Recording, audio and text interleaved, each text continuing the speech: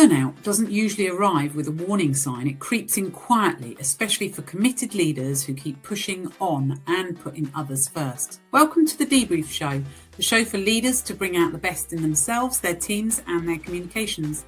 I'm Dee Clayton, your host, a multi-award-winning executive coach and trainer, and I work with leaders who are often holding a lot together on the outside while quietly running on empty on the inside. Joining me on this show is Derek Thomas. He's a former head teacher and author of From the Classroom to the Climb, and he's someone who has lived through the reality of burnout firsthand. In this episode, Derek shares his personal story of pushing on for years, missing the subtle signs that something wasn't right, and the health wake-up call that made burnout impossible to ignore. We're going to talk about how burnout develops quietly, especially in committed leaders, the moments that signal something is out of balance, and how being forced to stop can change what really matters. So Derek, welcome to the show. Hi Derek, welcome to the show. Can you tell us a little bit briefly about your story, please? Yeah, hi Dee, great to be here and sharing a story that started where I trained to be a teacher and formerly then a head teacher of a primary school. In 2014, after the job was becoming very stressful, very demanding, I decided to resign, and I was able to do that because I'd given myself some options, which I'll share with you later. Yeah, brilliant. So what was it that was sort of stress? I mean, I can imagine working with children would be very stressful. Were there some early warning signs that you could tell that it was getting like towards burnout, or did it just jump up in on you one day? What happened? Yeah, it's a difficult thing, isn't it? You know, the line, this comes from experience because, burnout doesn't sort of come with alarms and say you're burnt out. It sort of creeps up on you really quietly. You start sort of cancelling plans, you start skipping, the gym, telling yourself, look, I'll rest or I'll exercise after I finish this next project. And before you know it, you start forgetting, even what rest feels like. And for me, one of the wake up calls was it was very simple, but it was missing something really, really important. I was in a governor's meeting, talking about finances, and we were in a difficult position. And I got a call from my wife because I'd not picked up my son from football, and it was evening. He was only 8. He was left on a football pitch waiting for his dad to turn up. And it hit me hard. That moment made me realise that my priorities were completely out of sync. At the same time, things that kept me balanced, things like exercise, as releasing the endorphins and stuff, they'd slipped, and I was missing one session after another, and it became a pattern, and you lose consistency, and with that, unfortunately, your energy goes as well. And I was also eating badly. I was skipping proper meals, taking snacks, just too busy, and it started very, very gradually, but became a real habit that was hard to break. Yeah, I think that's the thing, isn't it? So if there is a real emergency, we can all do overwork, can't we? For a week, maybe a month, or maybe 2 months, or maybe 5 months. But it's almost like, when is that okay? Really, I can't do any more of this, because we've all got some potential spare, haven't we, in the tank, but you can't keep giving that month after month. So I expect when you first did it, it was sort of fine, wasn't it? Because it was an emergency, or it was just this week, or just this project. And I think it's interesting that you don't know yourself when you'd crossed that line. It's not clear. Did anyone else around you sort of give you any clues, tell you, could they see it and you couldn't, or was it just? I got that big time when I came down to breakfast one day. My wife introduced me to the children. She said, "Children, this is your father," because I was either maybe I was absent and maybe I was present, but not Present but absent. but I was absent because I Yeah. was concentrating on other things. And Yeah. I got really, I call it getting mad with yourself. And what I mean by that, I made a decision. That's what I call it, get mad with yourself. And I just thought to myself, enough's enough, and I've got to change this. There was also another big thing that got me really thinking. We were at the end of a school year, and the budget came through. The government had actually given the teachers a 4% pay rise. Incidentally, this has happened recently again, so it's repeated itself 10 years later. But what that meant was that they didn't give us the money to fund it. So what I had to make 2 teachers redundant. Oh no! And because there was no funds to cover it, and I remember thinking this can't be right. And I'm looking at my staff thinking these staff work really hard. They're really loyal, and I had to decide who was going and who was staying. And I had this matrix set out. And this is the point, is it?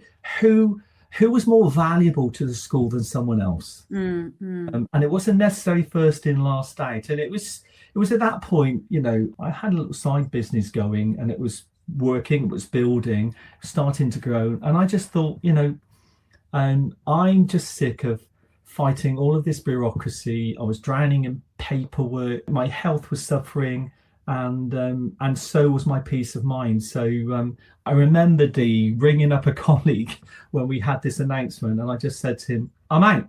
That's it. I'm done. I'm finished.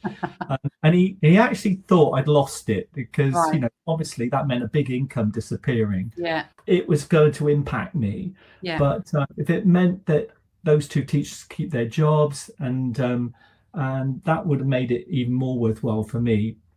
So I did. I said 2014, I handed 300 children back to their parents. Thank you very much. I've loved them to bits. But back over to you.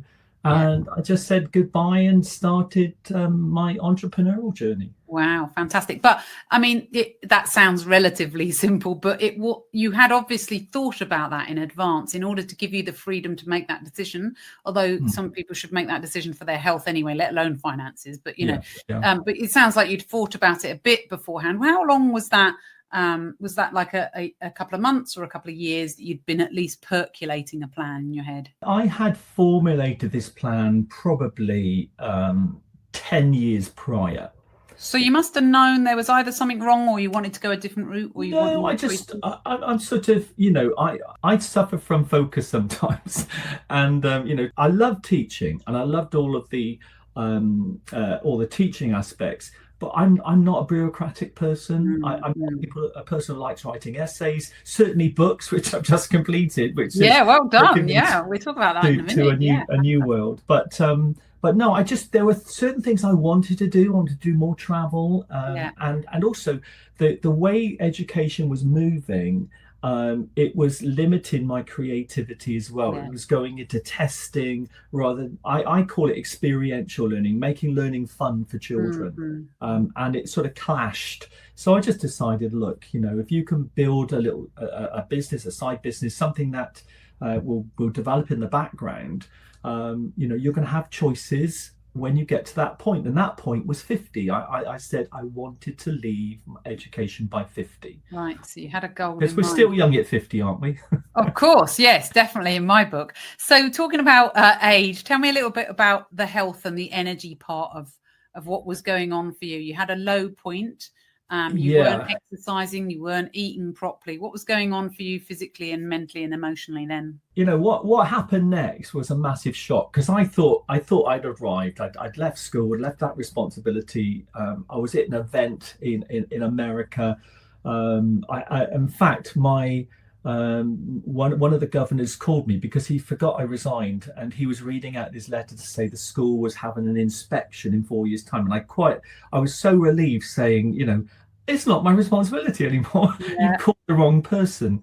I remember, in America, as you're traveling around these hotels and things, the long stairways and walkways and stuff, and I was losing my breath. I mean, I was struggling. I had no energy, feeling faint, and I thought maybe it was a bit of jet lag, or it was just the rebound really of leaving all that responsibility behind. But when I got back to the UK, went to see a doctor, and he did a few tests, and immediately saw that I was in trouble big time. I was quite close to a heart attack, actually. My Wow. main arteries were blocked by 80%. Gosh. I was taken straight into hospital where, normally people go in and get a stent. They basically replumbed me. I had 6 coronary stents put in. Wow. And it was a big turning point. I sort of, you work hard to get to a certain point and want these experiences, but not being in the right place to enjoy them. I thought, it can't be like this. I wanted to see my grandchildren grow up, and I had a massive purpose and drive about what I did next, which was make a plan. And this time I decided that I couldn't do this alone. And I think what a lot of us, leaders, we're at the front, we're leading. We often feel we've got to make it on our own, Yeah. and it's not the case. I hired a personal trainer, sought his help. He did a plan for myself. I also got a well-being coach as well, because mentally I was shot, literally. They both worked together in tandem, and my well-being coach reminded me that you talked about the oxygen mask analogy on the plane, isn't it? He said, when they come down, you don't put them on the children first, you put them on yourself. Yeah. Because unless you sort yourself out, you can't help anyone else. And I'm a teacher. I want to help everybody. Special needs, everybody I want to help. And in business, that is tough, because sometimes you're working in the wrong areas for the results that you want. And I think the amazing thing is I wouldn't consider myself normal, because I tend to go in 100%. Diving off a diving board, it's whether it's going to be a neat landing or a painful landing, I will go in 100%. And I did with this project, Dee. Within a year, I'd lost about 3 stone. I'd reduced my cholesterol right down to normal, because I also changed the food that I was eating as well. So I became a plant-based eater, which was, the benefits and research I did in that, or helped me get to the point where, I was moving in the right direction. But I think one of the key things was making the plans as well. I decided that, health and well-being was going to be the blue part of my diary. I color-coded the diary into sections, and I'll talk a little bit about that in a minute. But I scheduled my blue time like any other priority. That health and well-being was timetabled in to my day. And that's critical, isn't it? I've got a lot of my clients that I work with, because they're wanting to be they are high achievers, but they're wanting to achieve more at work. They're doing exactly those old behaviors that you used to do, of putting, I'd work hard, I'd get to this place in my career, and then when I retire, I'll go and do this. Well, you're not going to if your health isn't good. And I was just thinking then, Derek, gosh, if you hadn't stopped that job, that heart attack might well have been. I am absolutely convinced that with the workload and the pressures, I wouldn't have had time to go off to see the doctor or to go and get checked out. It would have been like falling off my perch. The one thing that really helped me as well, and I'm not sure if you're actually aware of this book, it's by a guy called James Clear. It's called Atomic Habits, where you learn to lock in routines, and it's about developing consistency. And we used to say in school, if it's not in the diary, it's not going to happen. And that's exactly what I did. I put that slot in there, gym session with Owen, boxing at this time. It was timetabled. Or a call with Tristan, who was my mental well-being health coach, where we were looking at food, different types of food, and I timetabled myself in making that food. That's so important, isn't it? And that's the Stephen Covey stuff as well, isn't it? The 7 habits. That's putting in the rocks in place in your calendar, making sure that you are the rocks, not everybody else, but your health or your holidays or your well-being or your food preparation or your gym. So that's your blue time, is it? Yeah, absolutely. It's about protecting protecting your time. So if someone rang me up and said, look, if I had a gym, I had planned to do a gym session, rang me up, I need help and support with this. I said, no, I've already got an appointment. And that appointment was with myself. Yeah. I don't tell them I've got a gym session. I just say I've already got an appointment, a really important appointment in the diary that I can't shift. Yes. Whereas if it's blank, you just go, oh yeah. I can fit that in. Yeah, I can fit you in. I'll move that, and then suddenly you're moving an important part away. And I've had something like green for the family. So that football pitch incident. I'd find out if the children had things on. It was timetabled in, and so I knew that time was dedicated for something I had to do with some of my family. And then I had purple for my purple. I call it my purple business. So the whole idea, after years of scheduling everything for everyone else, but never for me. And after my health scare, I just realised that had to change. So I made that non-negotiable. Brilliant. And I think that's so important for other leaders and other people to hear that message to, if you've got something, go to I must have talked to lots of people who say, I haven't been to the doctors, or I'll do that later. And I'm always going, you've got to do it now. I set it sometime for some of my clients. I go, that's your home play, is to go to the doctor and sort out that thing that's been niggling you for days or months. Absolutely. And I think the important thing here is that you're showing up for yourself. You show up for yourself, and rather than for everyone else. And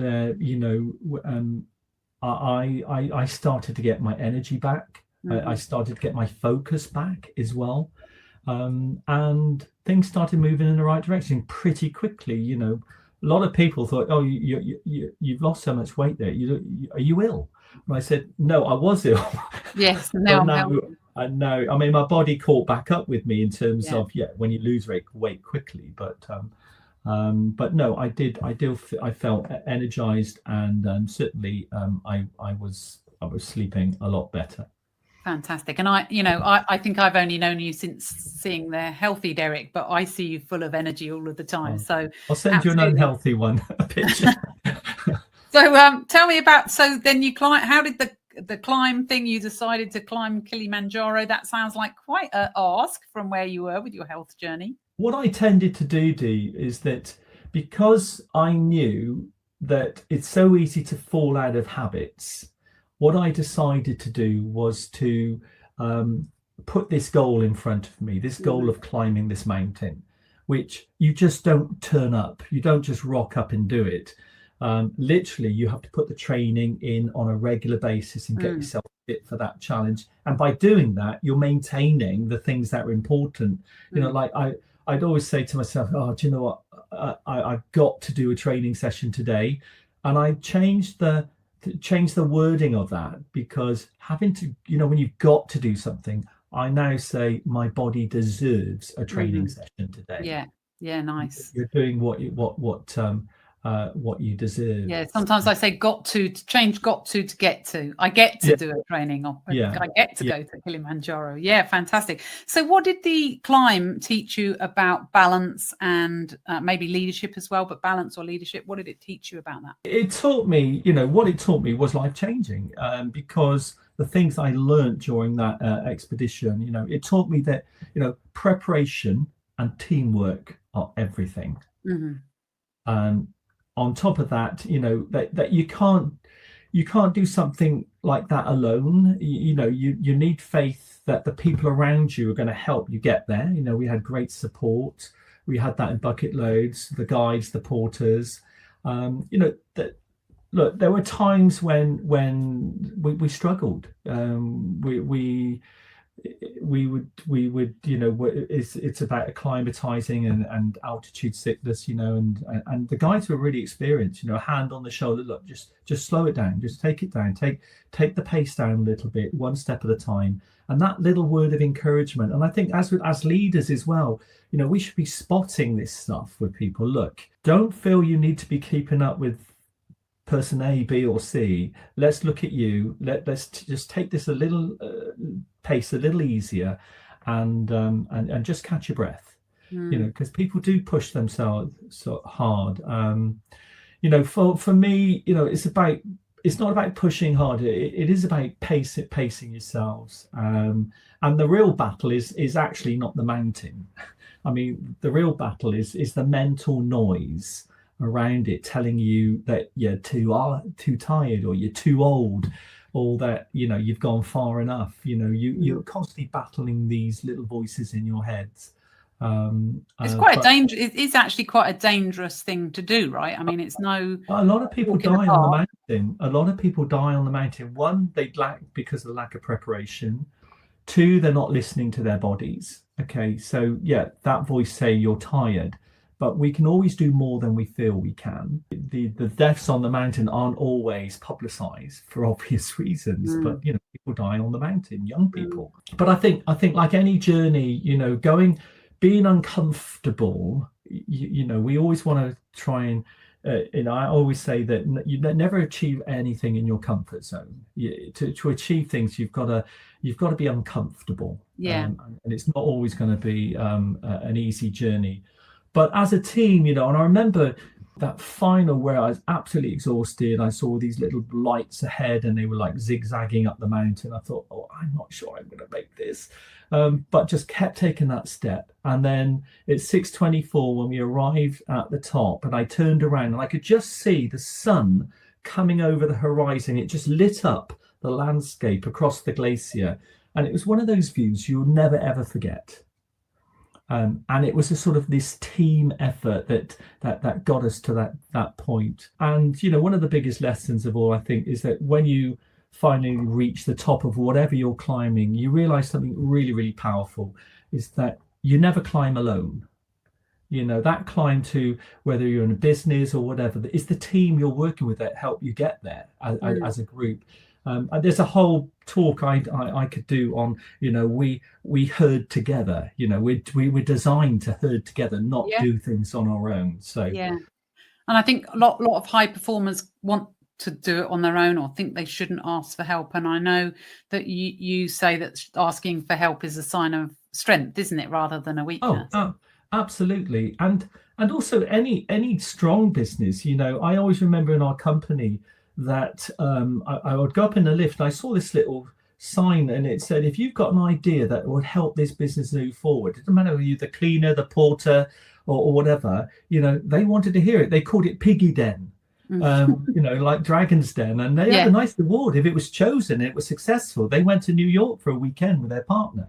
And I think sometimes that we think we need all the answers. Well, we don't. A good leader realizes they don't have all the answers. And that vulnerability to know that, if you can include people in your mission, whatever it is, they buy into ownership of that as well. So as a team, you have ownership.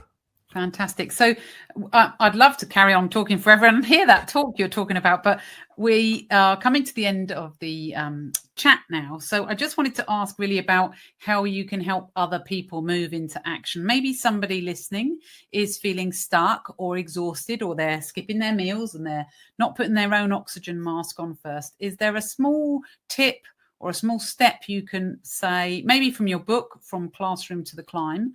There's some tips that you've got there for listeners. What can they do? Just that small step. I think pole, which is slowly.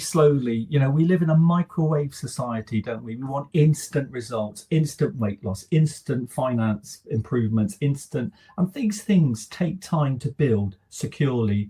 It is how we got to the top of our mountain, definitely. But I use something called mini maxi. Okay. There are times when you're under pressure, and sometimes you can only do a mini activity, a mini step towards it. Other times when you've got more time, a midi step, or then all in and a maxi step. But the consistency that develops by not dropping it. It's a bit like going uphill on a bike. Sometimes you just turn it, or just hold. Sometimes you just hold in the tension. Oh, it's good enough. Yeah. Still, but the moment you take your foot off that pedal, it's easy to roll back. Yeah. So just do that little step. If something you're looking, crumbs, that's what's the finishing product there.